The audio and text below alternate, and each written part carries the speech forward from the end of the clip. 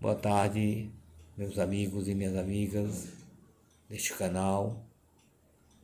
Eu hoje vou abordar um assunto que é do interesse de todos os brasileiros, todas as brasileiras, porque é um assunto extremamente importante do ponto de vista da sua saúde. Nós vamos falar hoje sobre o Sistema Único de Saúde e colocar algumas opiniões e discussões aqui sobre esse tema. As pessoas geralmente e com muitas vezes confundem o SUS com o atendimento de um posto médico. E na verdade, o atendimento do posto médico é uma das facetas do SUS. Outro erro comum é pensar que o SUS é uma política de saúde para pessoas pobres. Também não é. O SUS é uma política de saúde para todas as pessoas que moram no Brasil, inclusive aquelas pessoas que por acaso estejam aqui de passagem, estrangeiros, mesmo que estejam a turismo, se forem, tiverem algum problema de saúde, serão tratadas pelo SUS, se quiserem, claro. Então essas ideias sobre o SUS para pobre e o SUS que só atende o posto de saúde é totalmente errônea e muito ultrapassada. O SUS é uma política de saúde de Estado, ou seja, está na Constituição brasileira e atende a todos os brasileiros sem distinção de raça, de credo, de cor ou qualquer barreira de acessibilidade que possa existir dentro do processo de saúde e doença das pessoas. Este SUS, ele não surgiu do nada, ele teve um nascimento por volta da década de 70, metade da década de 70 para frente, por um grupo chamado Reforma Sanitária Brasileira. Este grupo da Reforma Sanitária Brasileira, ele começou a desenvolver ideias que buscassem uma forma alternativa e nova para dar cabo às necessidades de saúde dos brasileiros de um modo geral.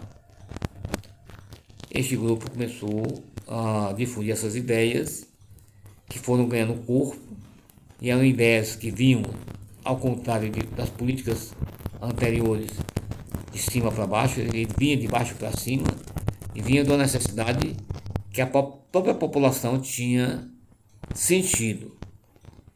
E aí, dentro desse organograma de crescimento, aconteceu a 8ª Conferência Nacional de Saúde. Esta Conferência Nacional de Saúde, ela era a primeira que ia acontecer no período pós-ditadura, portanto, toda aberta, de forma democrática e assimilando as várias vertentes que eram produzidas através desse movimento da Reforma Sanitária Brasileira. A 8ª Conferência Nacional de Saúde aconteceu em março de 1986 e ela veio, digamos assim, absorver todo o pensamento da Reforma Sanitária Brasileira, de modo que ela pôde, digamos, compilar todos esses pensamentos e colocá-los, digamos, compilados para que fossem direcionados para a criação de uma política de saúde que fosse efetiva e pudesse realmente atender as pessoas de um modo geral. Depois da Conferência Nacional de Saúde, o presidente Sarney, em 1987, convocou uma constituinte. E essa constituinte durou de fevereiro de 1987 até outubro de 1988. Em outubro de 1988, com a promulgação da Constituição Brasileira, a CF 1988, foi criado o SUS. E estudos mostram que o SUS partir de sua criação em 1988, já absorveu automaticamente mais de 50 milhões de pessoas que eram, eram usuárias e se passaram a ser usuárias do SUS imediatamente. E a Constituição tem 5 capítulos que tratam da questão do SUS. O artigo 196, o artigo 197, o artigo 198, o artigo 199 e o artigo 200. Mas a criação do SUS está no capítulo 196, que eu vou ler para vocês como é que ele está escrito, e a partir daí nós vamos fazer uma discussãozinha a respeito do que está escrito nesse artigo 196. Diz o seguinte: a saúde é direito de todos e dever do Estado, garantido mediante políticas sociais e econômicas que visem a redução do risco de doença e outros agravos e ao acesso universal e igualitário às ações e serviços para sua promoção, proteção e recuperação. Portanto, este artigo é o que cria o SUS e está criado. E como eu digo sempre, é uma boa nova. Hoje, a partir de agora, do dia 5 de outubro de 1988, a lei maior do país, a Constituição, tem um artigo que cria o Sistema Único de Saúde no Brasil. Agora, se vocês atentem para o fato que, num determinado momento, o artigo ele aponta para o seguinte: que visem a reduzir o risco de doenças e outros agravos. Risco de doenças e outros agravos. Ou seja, não é necessariamente um sistema que vai, digamos assim, que vai trabalhar somente a questão assistencial. Ele vai trabalhar antes da questão assistencial. Ele vai trabalhar a questão da promoção, da proteção, da prevenção, da recuperação da saúde. Ele não vai abdicar da sua condição assistencial, mas vai lutar e vai implementar medidas que visem a redução do risco de adoecer. O que são essas redução do risco de adoecer? São medidas que devem ser tomadas de âmbito geral para que possamos evitar que as pessoas adoeçam. São medidas de promoção de saúde que visem a evitar os riscos, tais como habitação, geração de emprego, geração de renda, educação,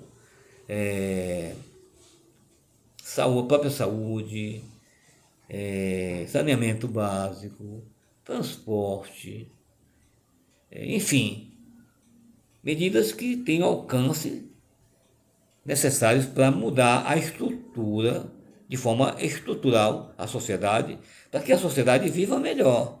Porque quanto mais as pessoas têm condições melhores de vida, menos elas adoecem. Aí depois vamos passar para a proteção, que a proteção são aqueles cuidados mais direcionados a pessoas mais específicas, como as vacinações, de um modo geral. Aliás, o Brasil era campeão de vacinação até 2016 e começou a se deteriorar e acabou no que nós estamos hoje, com um risco iminente de doenças que já estavam erradicadas, como sarampo, a pólio e outras doenças. Então, na proteção, você vai ter medidas mais específicas que vão colocar a pessoa em situação de pouco ou nenhum risco às doenças. A recuperação, como foi falada, e também a prevenção. Então, o SUS, ele é esta magnitude toda. E não deu certo muitas vezes, e não dá certo muitas vezes, porque a ideia de sistema de saúde único ainda é muito ainda é muito incrustada na cabeça das pessoas. E existe uma dificuldade muito grande de compreensão, não só da questão da universalidade do atendimento, como existe um problema sério de gestão. Porque o subfinanciamento do SUS sempre aconteceu. Mas aquela história do subfinanciamento é o seguinte: você tem disponibilidade de recursos, é como uma casa. Você tem um recurso na sua casa, você vai usar racionalmente de acordo com as suas necessidades. Se você não usar ou usar de forma errada, você vai ter um problema sério de financiamento da sua casa e você vai acabar pedindo dinheiro emprestado e vai acabar se endividando e vai acabar não fazendo aquilo que você tem que fazer. Portanto, a questão também de bom senso. O subfinanciamento existe, mas existe mais do que o subfinanciamento, a falta de gestão. Por isso, o SUS, muitas vezes, ele é criticado. Quando falta remédio no seu posto, não é o problema do SUS. Quando faltam médicos nos hospitais, cirurgias são atrasadas ou são demoradas, exames são mal feitos ou são feitos de forma demorada e com resultados também demorados, não é problema do SUS, é problema da gestão do SUS.